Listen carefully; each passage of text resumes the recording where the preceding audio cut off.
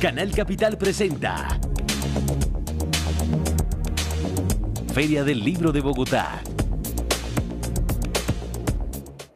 Canal Capital, el canal de Bogotá y su gente continúa en la Feria del Libro de Bogotá, acercando a ustedes a los grandes escritores y pensadores que nos visitan en esta versión número 31. A continuación, el neurocientífico Rodolfo Ginás tendrá una conversación con Pablo Correa. Él es el autor de su única biografía que ha sido denominada La Pregunta Difícil.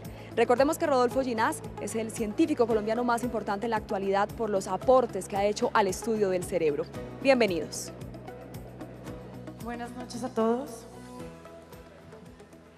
Desde hace 7 años, la Feria Internacional del Libro de Bogotá, nuestra Filbo, viene preparando para todos sus públicos una serie de charlas que desde el momento mismo en el que son pensadas, pretenden ofrecer a ustedes, nuestro público, una de las grandes posibilidades que contiene la lectura, la de tener un diálogo afectivo con el mundo. Muchas veces es tranquilo, muchas veces es desafiante, pero nos da pie para repensarnos y repensar nuestro lugar en él. Este año, el hilo conductor de todos los eventos son las emociones. Desde la feria queremos esquivar la idea persistente de que la emoción va por un lado y el pensamiento por el otro.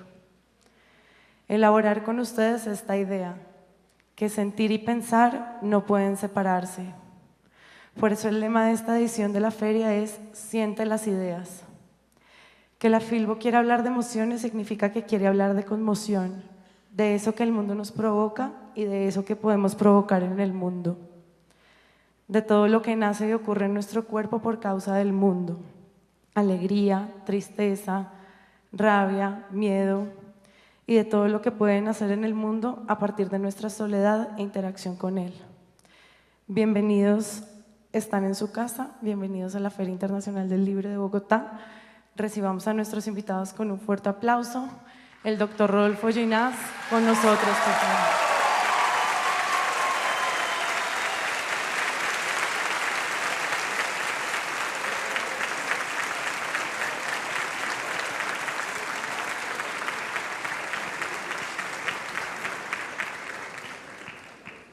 Buenas noches nuevamente.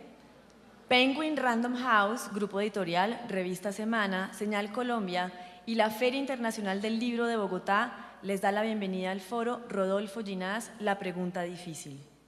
En esta pregunta contamos con la presencia del neurocientífico Rodolfo Ginás, quien compartirá el escenario con el periodista y escritor Pablo Correa, el maestro Edgar Puentes, el médico Roberto Amador, la Orquesta Sociedad de Música de Cámara de Bogotá y el equipo documental de Señal Colombia. Para iniciar, tendremos la presentación del libro Rodolfo Ginás, La Pregunta Difícil, en la que su autor, Pablo Correa, conversará con el neurocientífico colombiano más importante de todos los tiempos, Rodolfo Ginás Riascos.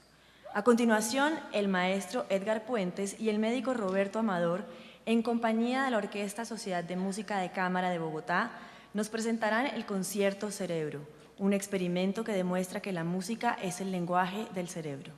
Para finalizar, presentaremos el documental Ginás, el cerebro y el universo, producido por Señal Colombia, el cual presenta en detalle la vida del Dr. Ginás, sus gustos y su pasión por la ciencia. Comenzamos el foro con la presentación del libro Rodolfo Ginás, La Pregunta Difícil. Pablo Correa Torres es periodista y literato de la Universidad Javeriana. Es editor de Salud, Ambiente y Ciencia de El Espectador. Ha sido colaborador de la revista Cuo en México, Infoamazonía en Brasil y el portal de noticias de ciencia scidev.net. Ganó el premio Andrés Bello Nacional en 1995, el premio Álvaro Gómez Hurtado de Periodismo en 2006, el premio Amway de Periodismo Ambiental en 2014 y el Premio Nacional de Periodismo Simón Bolívar en 2016. En 2012 fue elegido como becario del Knight Science Journalism Center del Instituto Tecnológico de Massachusetts. Rodolfo Ginás es el médico neurofisiólogo de reconocida trayectoria a nivel mundial por sus aportes al campo de la neurociencia.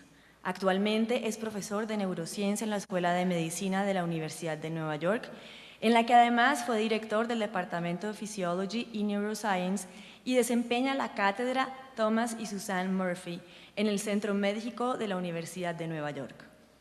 Es el primer y único University Professor que ha tenido la Escuela de Medicina de la Universidad de Nueva York en sus 180 años de existencia. Este título le permite dar cursos a nivel universitario en cualquier área del conocimiento humano. También dirigió el programa del Grupo de Trabajo Científico Neurolab de la NASA. Entre las distintas aportaciones por las que es conocido se encuentran sus trabajos sobre fisiología comparada del cerebelo, las propiedades electrofisiológicas intrínsecas de las neuronas con la enunciación de la hoy conocida como Ley de Ginás y sobre la relación entre la actividad cerebral y la conciencia. Bienvenidos.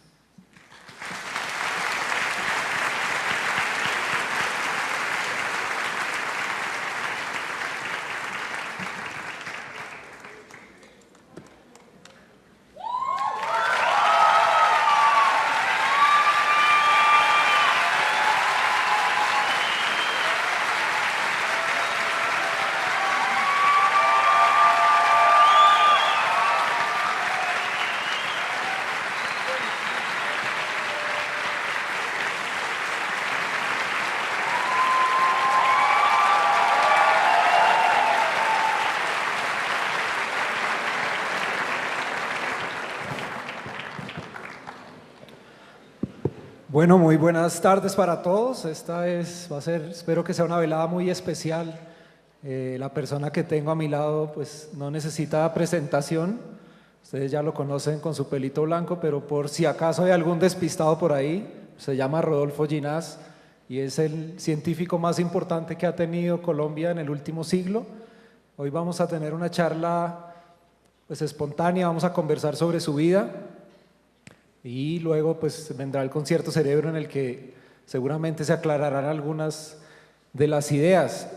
Muchas gracias a todos ustedes por hacer el esfuerzo de estar aquí. Sé que estaba muy difícil conseguir boletas. Lamentamos los que no pudieron entrar. Seguramente nos estarán siguiendo a través de alguna transmisión. Y bueno, pues es increíble que exista un rockstar científico en Colombia. Eso es como un buen síntoma del país.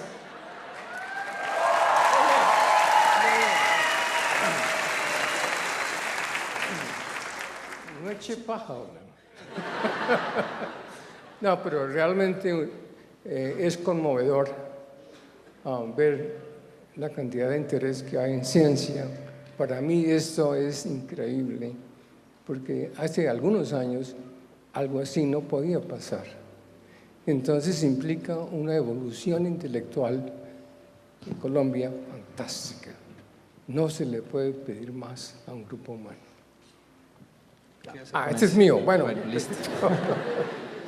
Bueno, la Bogotá en la que nació el doctor Ginás en 1934 era muy distinta, tenía unos 300.000 a 400.000 habitantes. Los presidentes de Colombia en esa época se podían ver caminando por la Plaza de Bolívar y no con escoltas como ahora. A la gente no les robaban los teléfonos porque no los llevaban en los bolsillos, sino que les tocaba hablar desde la casa. Y esa fue la Bogotá en la que nació el doctor Ginás, pero tan pronto nació se lo llevaron para Barranquilla y en Barranquilla vivió sus primeros 4 años. Y a los 4 años ocurre algo muy interesante y es que su abuelo, que él viene de una estirpe de médicos, su abuelo fue médico, un psiquiatra muy famoso, su papá era médico, un médico que se especializó en cirugía de tórax y tuberculosis.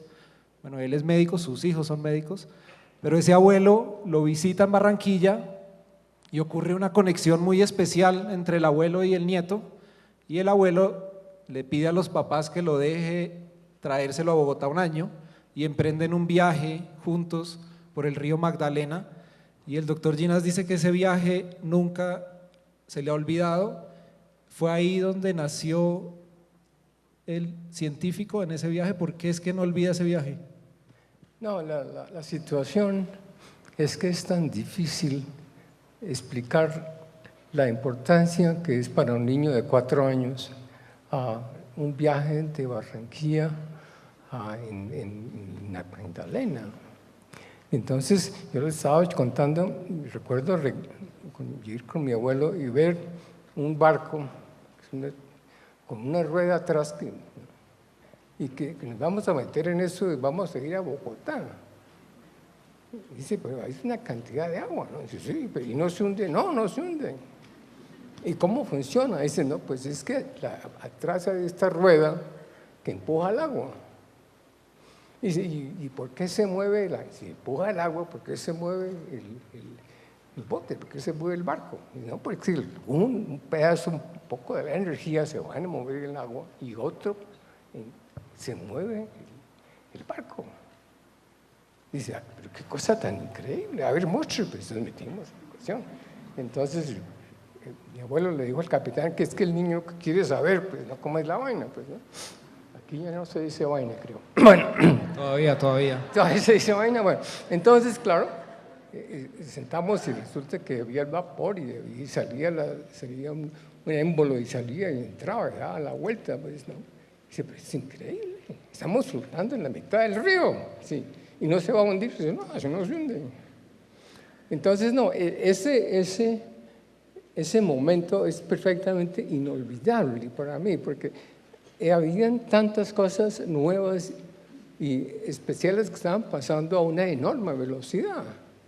Y que llegamos y se acabó el río, no dice, no, es que va a dar la vuelta. Ahí esto puede dar la vuelta. Sí, pero ¿cómo hace? No, pues que eso es explicación. Y claro, mi abuelo, que era psiquiatra, era una persona inteligente, sí me quiso tanto como para explicarme cómo eran todas las cosas. Y entonces le pidió al capitán que me dejara tocar el pito cuando llegábamos a una esquina. Entonces, pues, toca el pito porque de pronto alguien está subiendo y no se ve. Pero el problema para mí grave eran los caimanes. Esos pobres animales, pero cómo los tratan de mal en esta agua, pues parece barro. Decía, no, mijo, no hay problema, ellos viven ahí, ¿no? Bueno, y los ojos, pues no le arden los ojos y como no pueden hacer así, entonces, ¿no? Decía, pobrecito, decía, no te afanes, dijo, porque es que resulta que tienen 3 párpados, uno de arriba, otro abajo, y luego una especie de limpiavistas, sin 3. Entonces, no te afanes que no tienen dolor de ojos, porque claro, si uno se cayera ahí, pues imagínense qué cosa tan espantosa. Bueno, el viaje fue mágico, por muchísimas razones, porque había una cantidad de jungla, pues había toda clase de cosas, salían animales y había todo tipo de árboles, y de pronto se terminó el viaje, entonces hubo que ir a subir a Bogotá. Bueno, el mensaje interesante es que yo tenía 4 años y las emociones, lo que se me explicó, quedó totalmente grabado. Es decir, entonces a uno cuenta de la importancia tan enorme que tiene hacerle caso a los niños y explicarles. Porque eso ustedes todos lo han sentido en su vida. Y es el hecho que hay alguien que lo quiere a uno, que le explica la realidad. Total, por eso para mí siempre será.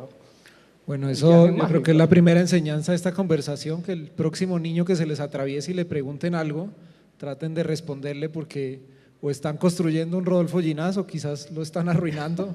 Entonces, doctor Ginás, esa casa del abuelo fue muy importante porque pues fue ese escenario donde, como usted lo cuenta, su abuelo le respondía muchas preguntas. Me gustaría que compartiera con el auditorio la anécdota del trancapuertas. Había un aparato ahí con el que su abuelo trancaba la puerta y usted dice que ese fue uno de los descubrimientos científicos más importantes que hizo en su vida. No, esas charlas son interesantes porque hay tantas cosas que contar. Una de las cosas que hay que contar es que mi abuelo era una persona muy conocida, un psiquiatra muy bien, pero además una persona sumamente rara. Él estudiaba, escribía encima de un cajón en el cual había una mecedora. Entonces se ve que subiste la mecedora y se ponía una cachucha azul con la vista para atrás. Entonces, y a mí yo también quiero, entonces le vamos a poner una silla al lado mío, entonces usted pinta mientras yo escribo. Eso era un comedor. O sea que el comedor tenía una puerta con un resorte, y en el resorte para que no se cerrara, había un dragón. Pues un dragón con una cola grande. Y le decía, papadito, ¿y eso qué es? Dice, mijo, eso es un dragón para que no se cierre la puerta. Dice, no, aquí hay gato encerrado porque se le mueve la cola. ¿Cómo se dice eso? No puede subir y bajar la cola. Dice, mira, es un dragón que permite o que impide que la puerta se cierre. Y no, aquí hay gato encerrado. Entonces, mira, esta vaina, ¿qué puede ser? Y de pronto descubrí que cuando se movía la cola, se le cerraba la boca. Esta vaina, ¿qué podrá hacer, no? Entonces se me ocurrió meter un papel y salió un sello. Bueno, la felicidad.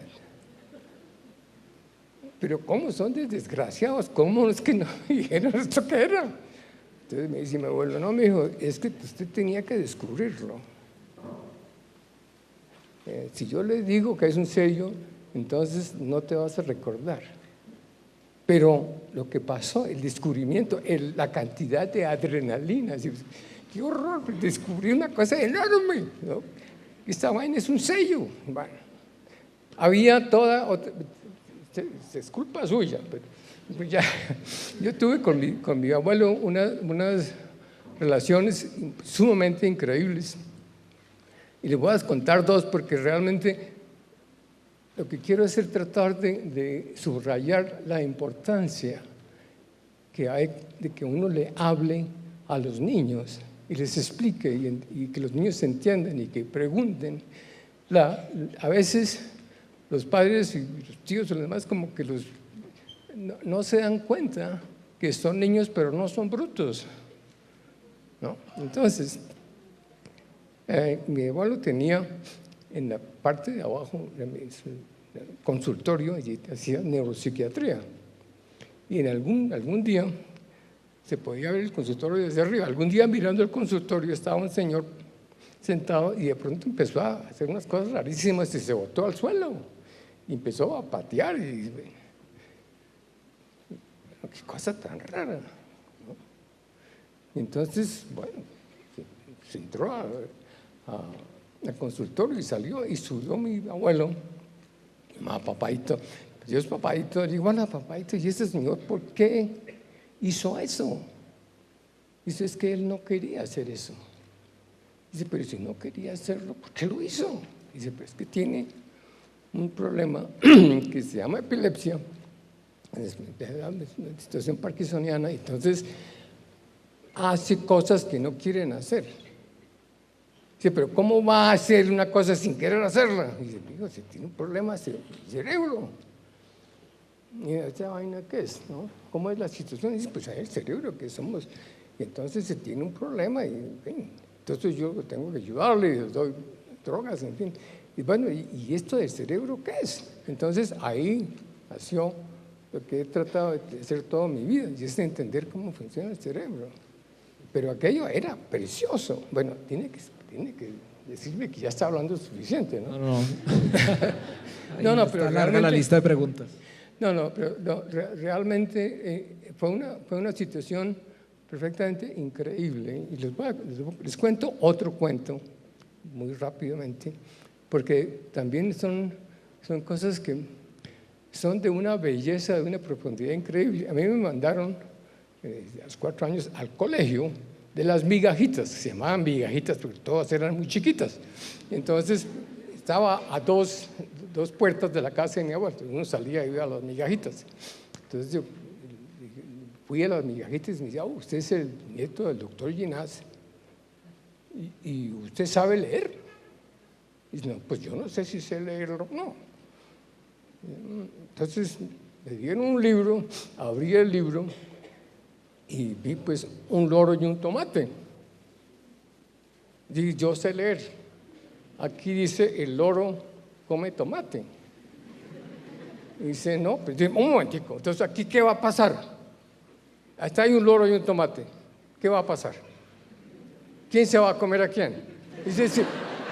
No, sí, pero es que eso es lo que no dice. Dice, no, pues yo me voy a mi casa porque ustedes me están maltratando. Entonces, llegué a la casa llorando. Dice que me dice que no sé leer. Dice, mi hijo, pues usted sabe leer. Dice, sí, yo abrí el libro, había un loro y un tomate. Yo expliqué que el loro come tomate. Dice, no, es que eso no es leer. Entonces, ¿eso qué es? Eso es describir lo que estás viendo.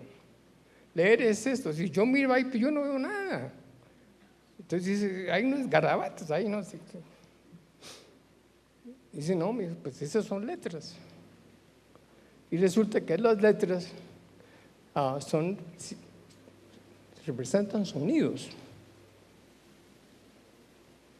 Dice, ¿por qué no pintan las cosas en vez de hacer esta bestialidad? Dice, no, es que resulta que por las letras pues se pueden hacer palabras. Dice, pues no es más fácil pintar. Dice, no. Me explico. Imagínate, me dice mi abuelo, imagínate que me tengo que ir y me voy y tú quedas en la casa y tú te da porque quieres un gato verde. Pero cuando yo llegue, tú no vas a estar aquí, entonces me podrías dejar un mensaje y el mensaje tendría que ser, quiero un gato verde. Entonces el problema es que tienes que buscar un color verde y luego tienes que pintar un gato que parezca un gato y luego tienes que decir de algún modo pintar que quieres uno. Entonces hay o esa posibilidad o utilizas letras que son una manera diferente de decir las mismas cosas. Entonces, gato. Entonces, ¿qué es más fácil? ¿Escribirlo o pintarlo? Dije, no, pues definitivamente. Pues, solamente 28 letras, con las 28 letras puede decir lo que quiera. Quiero un gato verde con ojos amarillos y con 3 piernas.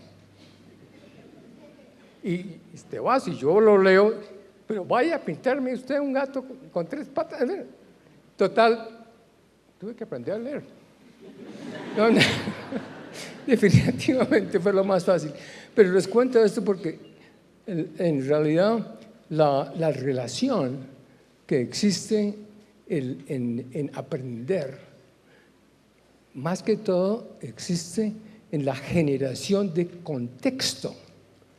Y yo sigo pensando y sigo hablando y sigo peleando con todo el mundo. No enseñen sin contexto, porque se olvida, porque nunca se entendió, porque nunca fue propiedad de uno. Creo que ese mensaje es muy importante, digamos, escribiendo este libro que tuve la oportunidad de pasar 3 años leyendo sobre las cosas del doctor Ginás, hablando con él, al margen de su tarea como científico en Estados Unidos y de la que vamos a hablar más tarde, pues como él lo acaba de decir, ha sido una persona obsesionada con que la educación de nuestro país mejore, y creo que ese ha sido uno de los grandes regalos que él le ha dado a Colombia, y es que se ha esforzado y ha tratado de sacar adelante muchas cosas. La existencia de Maloca en gran parte se debe a él, y durante 20 años ha acompañado ese proyecto, y eso se ha replicado y ha hecho que otros niños, existan otros centros interactivos de ciencia. Y también dirigió, y él fue el que propuso al presidente César Gaviria en el 93 la idea de crear una comisión de sabios en la que estaba García Márquez, Ángela Restrepo de Medellín, otras personalidades de esa época, para formular un plan y transformar la educación de Colombia. Y aún hoy, el viernes que fui a recogerlo al aeropuerto a las 10:30 de la noche, cuando llegó, bueno, venía era hablando de que él iba preguntando por Maloca, con nuevas ideas para Maloca, trabajando por Maloca, preguntando por un proyecto que él siempre ha tratado de sacar adelante sobre educación. Y yo pensaba, doctor Ginás, 30 años luchando por la educación en Colombia, ¿no se siente frustrado porque los políticos y la sociedad no termina de aceptar y comprender esas ideas? No, yo no me siento frustrado, me siento triste que no haya podido explicar con suficiente claridad de qué estamos hablando. Estamos hablando del futuro de Colombia. Colombia es simplemente un pedazo de tierra. Lo que vale de Colombia son los colombianos. Y resulta que los colombianos no se educan lo suficiente para poder competir con el resto de la humanidad. Eso a mí me parece algo inaudito, porque realmente educar no es tan difícil. Y me da tristeza realmente que hayan pasado tantos años y que no se ha podido implementar un sistema que me parecía sumamente básico, de simplemente enseñarle a los niños a pensar de una manera muy sencilla, de reproducir la historia de la humanidad. De modo que los niños en primaria entienden cómo fue la edad donde los humanos eran cazadores, recolectores.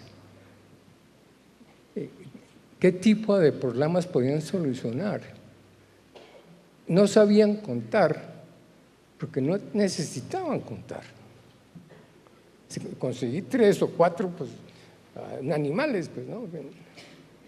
Pero entonces digo, ¿por qué no explicamos qué pasó en ese momento y luego qué pasó en el siguiente momento, cuando los humanos empezaron a hacer agricultura pequeña? Entonces tenían una casa y en vez de ir a buscar cosas, simplemente las tenían enfrente. Pero entonces ahora sí hay que contar, porque uno sabe, uno entiende 1 a 7, pero más allá de 7 hay que contar. Entonces se desarrolla la aritmética sencilla, se desarrollan las palabras, y entonces lo que yo quería hacer era reconstruir la historia de la humanidad, de modo que los niños reconstruyeran lo que pasó en la generación de la humanidad que tenemos hoy. Y la ventaja no es que no se le fuerza a la memoria, porque se entiende. Para mí el problema básico de entender es que tenga contexto. ¿Para qué necesito saber siempre digo, los tributarios del Caquetá? Pues no necesito saber. Y además si me los enseña, los aprendo, contesto las preguntas y se me olvida. Entonces, pero no se podía utilizar ese tiempo precioso de modo mejor. ¿Qué tal si a uno, en vez de enseñarle cosas, le enseñaran contexto? Y entonces el esfuerzo que he tratado de hacer durante años es cambiar la educación en Colombia y en todo el mundo, pero en Colombia porque es mi país. ¿Por qué no cambiamos la educación? ¿Por qué no generamos una educación interesante, entendible, recordable? Y no harta y totalmente olvidable, que es lo que pasa en todo el mundo. La gente se recuerda del 15, estábamos diciendo, 15 al 20%. El 80% se pierde. ¿Por qué se pierde? Porque se basa en memoria. Entonces, tengo ocasión de contarles que hay que cambiar la educación en Colombia, que esto es de una importancia básica. ¿Por qué? Porque los colombianos son tan inteligentes o más, si quieren, que el resto del mundo, pero ¿cómo los educan de mal? Pero lo peor es no solamente en Colombia, sino en Estados Unidos también, la educación es pésima.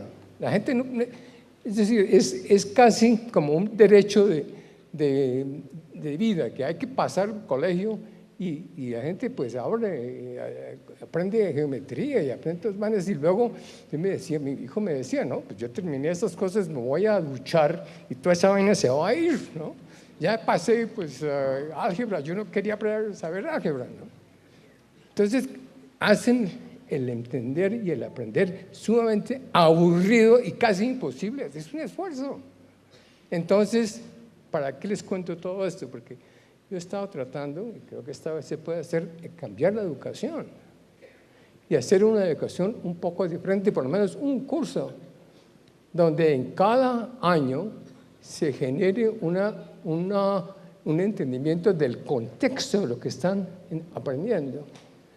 Y tenerlos ustedes aquí es importantísimo porque me da la ocasión de explicar por qué toda esta pasión.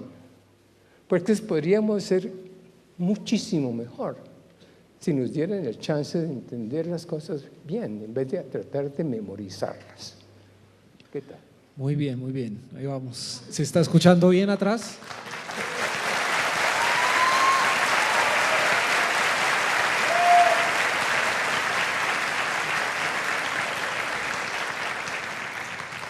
Bueno, cuando publicamos el libro le pedí al Alejandro Gaviria, al ministro de Salud, lo presentó y durante la presentación de ese libro, luego de leerlo, él hizo una observación que me pareció muy interesante, se las voy a leer. Él decía que en el libro que él descubrió que había un atributo de la personalidad del doctor Ginás que resaltaba sobre todas las demás y era el arrojo, la seguridad en sí mismo. Ginás es la antítesis del intelectual periférico, no tiene miedo, no es Caldas temblando ante Humboldt, ni Patarroyo abrumado por su origen, por su condición de hombre de ciencia del tercer mundo. Cuando era un joven estudiante de medicina, se empecinó en ir a visitar al famoso neurofisiólogo y premio Nobel suizo Walter Hess. Entonces dice Ginás, me aparecí por el instituto, les expliqué que era un estudiante de medicina, les pareció fantástico, no habían visto un suramericano. A mí me llamó mucho la atención esta mención y creo que aquí hay algo muy importante y me gustaría que el doctor Ginás lo comentara. Lo acaba de decir, o sea, el hecho de que estemos en Colombia desde que nacemos nos dicen que vivimos en un país del tercer mundo y siempre hay desde el lenguaje, desde la cultura un intento de hacernos sentir menos, pero él es una muestra clara de que eso no debe ser así porque no hay ninguna razón para que sea así y los jóvenes, todos pues que tienen la posibilidad de convertirse y tenemos la posibilidad de que cualquier niño se convierta en un gran científico. ¿Cómo se forma un científico y esa autoconfianza? ¿Cómo podemos trabajar en ella? Cuento un poquito el cuento con Hess, porque realmente fue muy interesante. Yo encontré un libro de Hess que se llamaba Das Wissenhirn, en alemán, el hipotálamo. Entonces dije, hombre, que debe ser interesante visitar el Piscueste, ¿no? Entonces, bueno, me conseguí la manera de ir a Europa y fui a Suiza y me presenté. Entré al laboratorio y dije, ¿quién es? Y yo me llamo Rodolfo Ginás y yo vengo de Colombia. Y dice, British Columbia. Dice, no, hay una nación que se llama Colombia. Y te queda ahí, pues, cerca de Panamá, el istmo de Panamá, eso es Colombia. Y usted, digo, no, yo quiero venir a ver cómo son los experimentos, porque me pareció el libro muy interesante, pero jálele a ver cómo es la vaina. Dice, usted viene de Sudamérica a ver los experimentos. Y dice, no, pues venga, nos sentamos y hacemos el experimento. Ese es un premio Nobel, ¿no? Yo digo, ¿qué carajo premio Nobel? ¿Quién sabe qué viejo pues, no? Y entonces hubo casi de inmediato una relación increíble, y pusimos los gatos y los electrodos y la corriente. Entonces claro, es decir, era descubrimiento tras descubrimiento todos los días. Sí, pero ¿cómo es posible que esta gente sepa tanto y en Colombia no se sabe nada de esta vaina? ¿Será posible? Entonces podrían vender los electrodos y las situaciones, claro. Sí, les regalamos, porque se vino desde Colombia y les regalamos los instrumentos necesarios. Claro, naturalmente las expliqué, pues Colombia estaba en la escuela de medicina, entonces hay que hacer estos experimentos en gatos. Ajá. ¿Y dónde están los gatos? Y no, venga, mi chico, venga, les vamos a poner un electrodo en la cabeza, pues no, qué horror. Bueno, pues la nacional, la javeriana, que este Rodolfo le va a poner unos cables en el cerebro. Bueno, pues, hicimos los experimentos, pusimos los cables, las cosas y tal cual, como debe ser, pasó. El problema es que el número de gatos era muy limitado, primero. Segundo, los gatos de Suiza son muy buenas personas y se dejan hacer toda clase de vainas, pero los gatos colombianos, esa vaina era una pelea del diablo, pues, ¿no? Que no se me acerque un calvaroño, pues, ¿no? Y entonces, bueno, el traer los gatos y sacar el gato, y esos gatos eran unos tigres, entonces, porque yo creo que ya sabían, quién sabe qué le iban a hacer, ¿no? Y entonces, no, pero realmente yo decía, pero fíjese cómo es la situación, hasta los gatos en Suiza son civilizados, ¿no? Y estos gatos de aquí, pues, ¿no?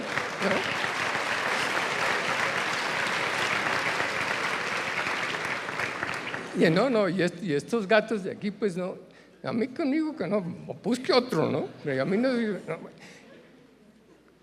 La estructura social, la estructura científica era totalmente diferente en los dos países.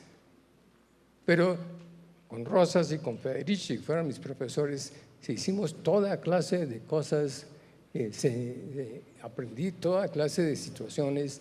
Supimos que había que hacer el propio equipo en Colombia, entonces una fabriquita pequeña de electrónica, hacíamos simuladores, en fin.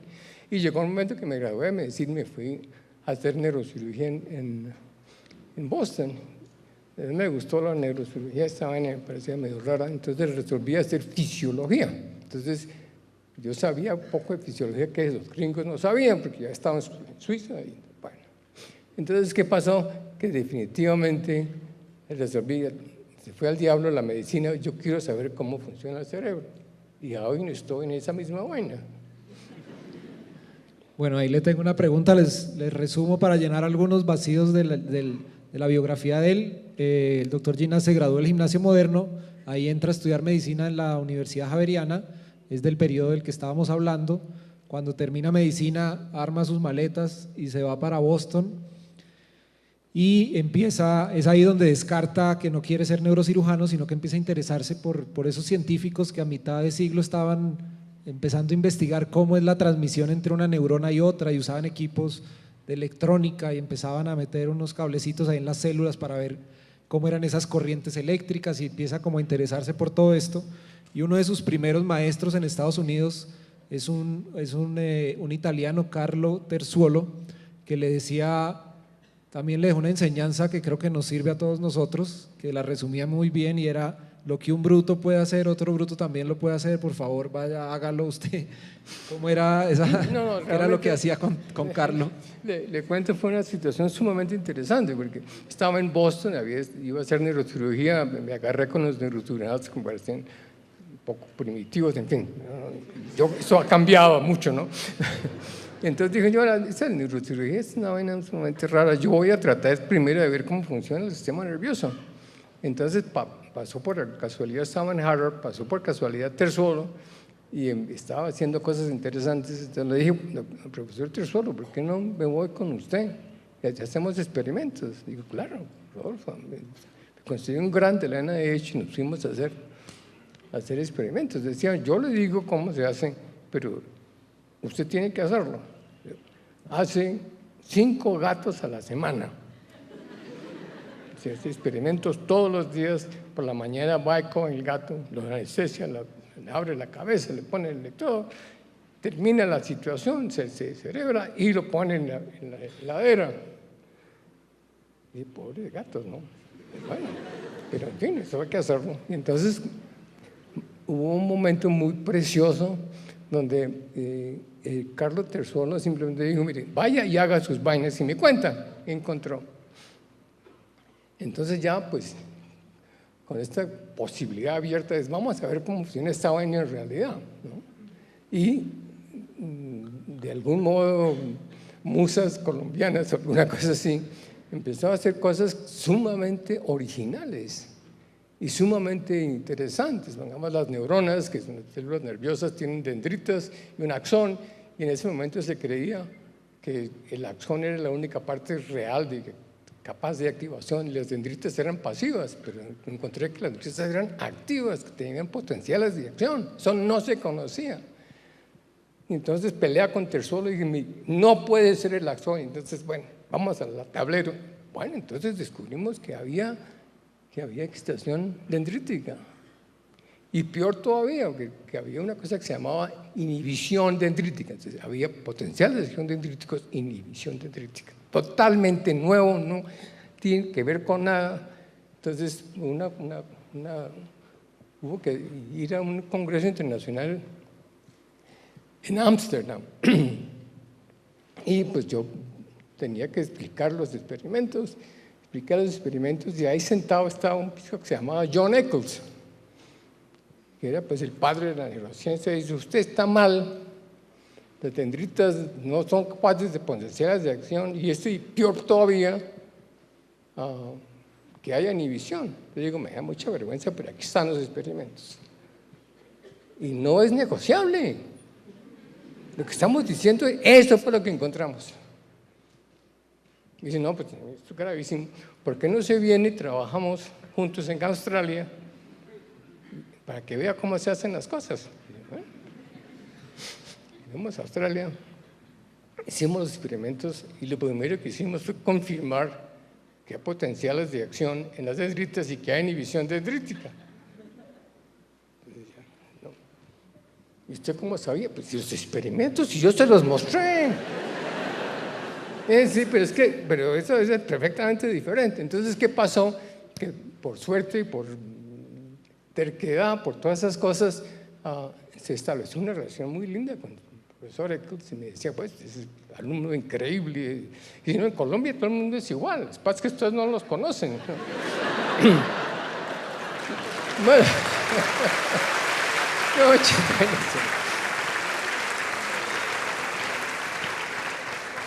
entonces saqué mi PhD, les cuento un poquito personal, encontré, siempre me gustó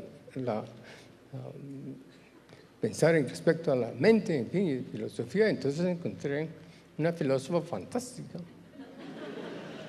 australiana, y ese fue mi amor a primera vista. Yo de aquí no salgo sin esta vieja, entonces, ¿no? Bueno, entonces pues a conversar. Entonces iba a ver a los papás, y ¿usted de dónde es? De British Columbia. No, es que hay un país que se llama Colombia.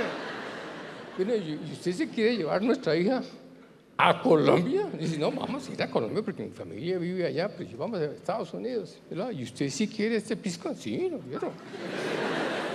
Pero no es como medio raro. Dice, sí, pues es posible que es raro, pues buena persona. Bueno, en fin, la verdad que fue que al final fue un acto de amor increíble entre las familias, y resulta que resolvimos casarnos y todavía estamos casados y nos queremos tanto como en ese entonces. Entonces, aquí viene la situación.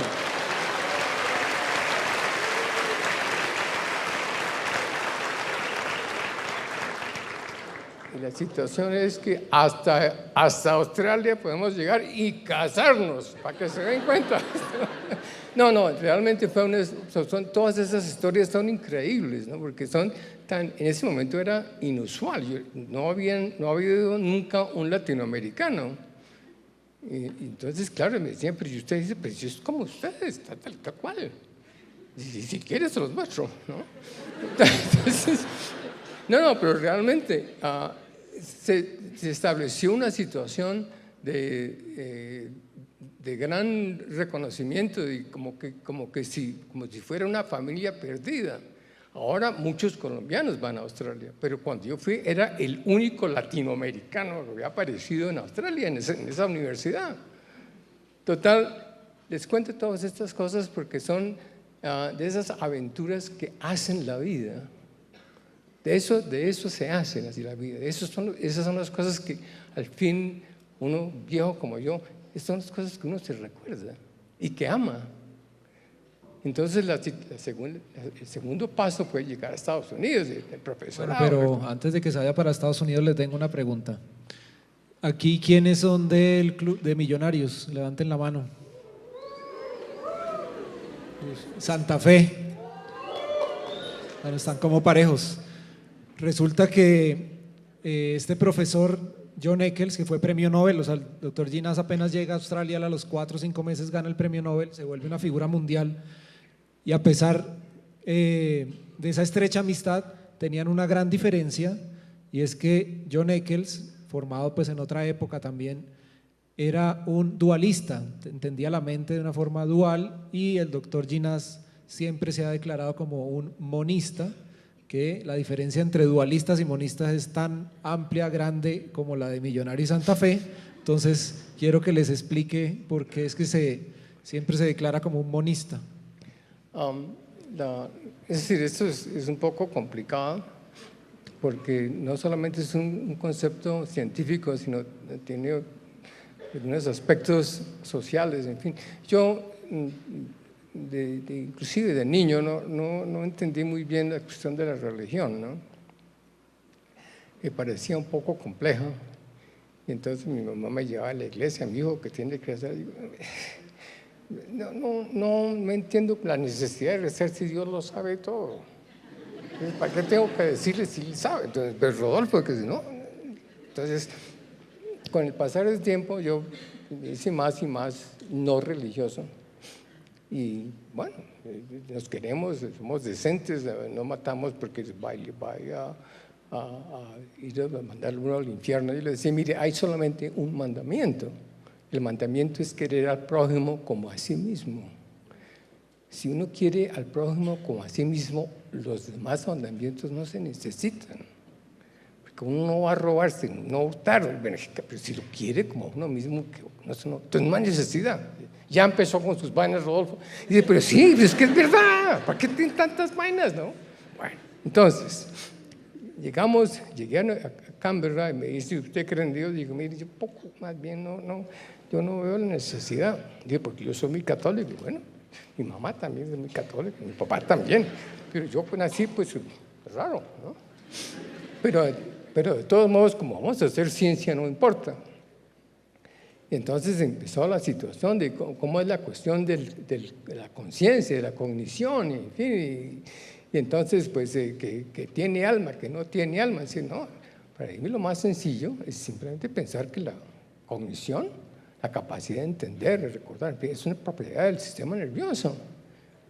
Y hicimos la paz, usted cree en sus bandas, yo creo en sus bandas, vamos a hacer experimentos.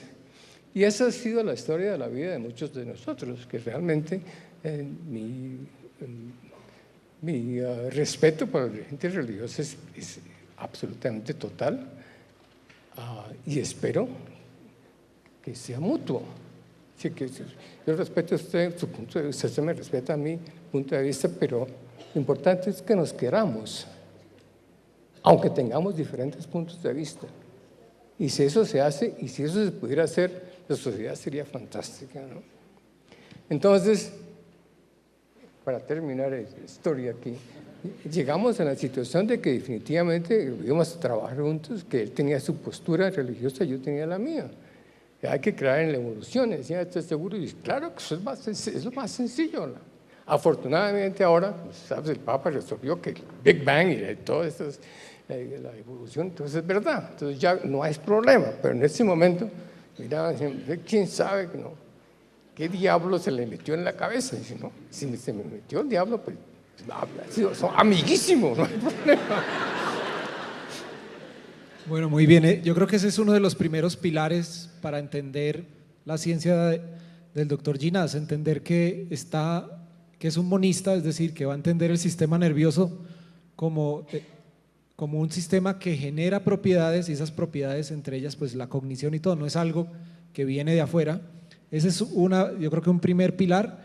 Y el segundo tiene que ver con otra división en la historia de la ciencia, y es una división entre los que han pensado que la realidad y todo lo que vemos entra a través de nuestros sentidos, y digamos los sentidos funcionan como una cámara fotográfica, desde los ojos o cualquiera de los otros sentidos, esa información entra y se proyecta como en un teatro interno. Eso es una de las ramas, pero hay otra que es la que defiende el doctor Ginás, y es que, y él lo dice de una forma muy bella, el cerebro no es una cámara fotográfica, es una máquina para soñar. Entonces, como nos quedan 5 minutos, en dos palabras, va a ser una de las últimas preguntas. ¿Cómo funciona el cerebro? No, la situación realmente era muy directa, es decir, me acuerdo cuando fui a la escuela de medicina, que la luz llega al ojo, y del ojo va al nervio óptico, del nervio óptico va al tálamo, y del tálamo va a la corteza, y entonces la corteza ve. Entonces, un momentico, esto no puede ser verdad, porque resulta que la corteza tiene más conexiones que regresan al tálamo que los que llegan. ¿Por qué? Si la corteza ve por qué esa relación tan extraña. Primero. Segundo, pero ¿y qué? ¿Y los pájaros no ven? Pues que pues no tienen corteza. ¿Y los peces? ¿Y las moscas? ¿Y todos ven? Sí, parece que ven, ¿no? Entonces no me echen paja. Entonces no es como ustedes piensan. Entonces ahí empezó el problema de cómo funciona el sistema nervioso. Y realmente ya estamos todos de acuerdo que la corteza simplemente es uno de los estadios y que realmente nosotros vivimos en la parte de arriba de lo que se llama el tallo cerebral. ¿Para qué sirve eso? Para entender, pero para hacer mejor medicina, para entender cómo es la situación. Entonces, eso ha sido una de las cosas que he estado estudiando hace muchos años. Cómo es que se genera el acto cognitivo, cómo lo genera el sistema nervioso. Y la segunda situación es, ¿somos los únicos? ¿A qué velocidad se hace?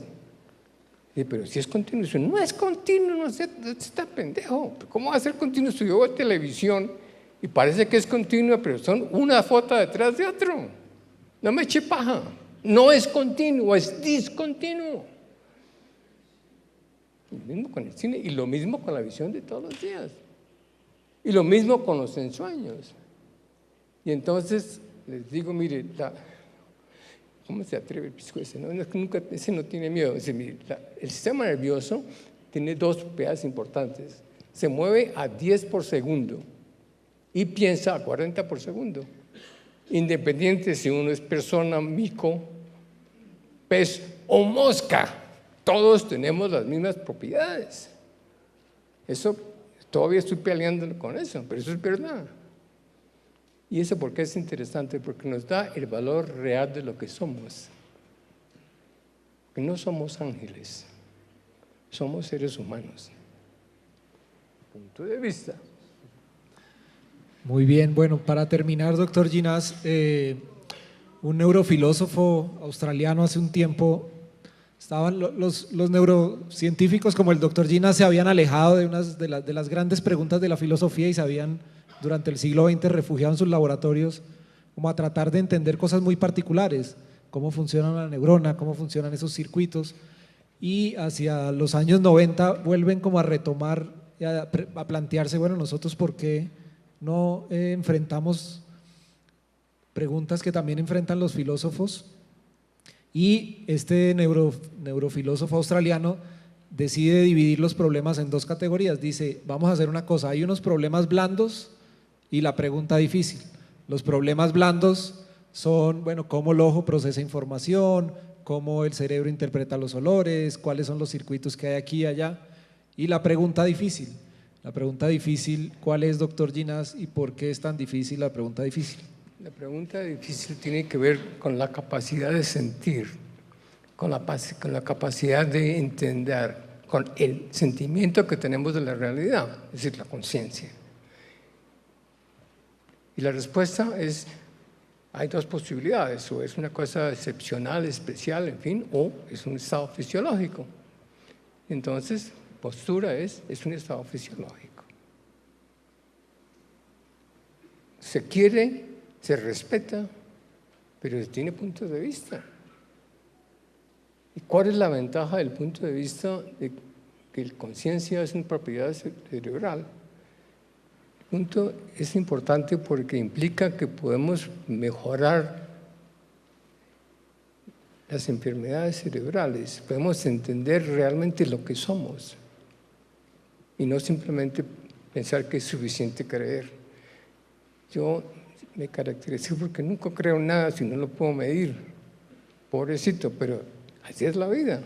Y eso es lo que los científicos hacen, tratar de asegurarse que lo que dicen es tan cercano a la verdad como sea posible. Bueno, muchas gracias. Les pido un aplauso para el doctor Ginás.